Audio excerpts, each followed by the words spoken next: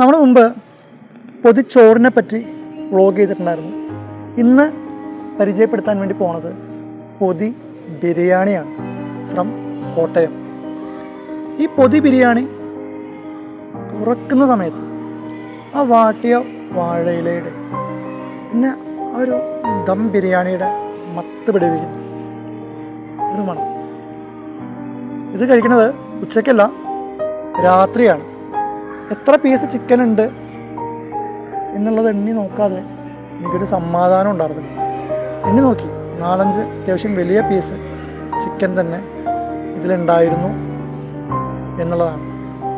ഇന്നത്തെയും പോലെ ചിക്കൻ്റെ ഒരു നല്ല പീസ് എടുത്ത് ആ ചൂടുള്ള ബിരിയാണിയുടെ കൂടെ പതുക്കെ പതുക്കെ പതുക്കെ കുഴച്ചിങ്ങനെ കഴിക്കാൻ തുടങ്ങി.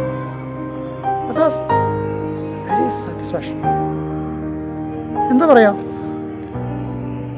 ഒരു സന്തോഷം എന്നൊക്കെ പറഞ്ഞു കഴിഞ്ഞാൽ ഇത് തന്നെയാണ് ഭക്ഷണം കഴിക്കുക. നമ്മൾ ആലോചിക്കുക, നമുക്കിങ്ങനെയുള്ള കുറേ സന്തോഷങ്ങൾ ജീവിതത്തിൽ ഇടയ്ക്കിടയ്ക്ക് കിട്ടുന്നത് ദൈവം തന്ന ഒരു വരദാനമായിട്ടാണ് ഞാൻ കരുതുന്നത്. ശരിക്കും പറഞ്ഞാൽ നല്ല ഫ്രഷായിട്ടുള്ള തൈര് കൊണ്ടുണ്ടാക്കിയ സർലാസ്, അതായത് കച്ചമ്പറായിരുന്നു. അതിൻ്റെ കൂടെ ആ റൈസ് എത്രത്തോളം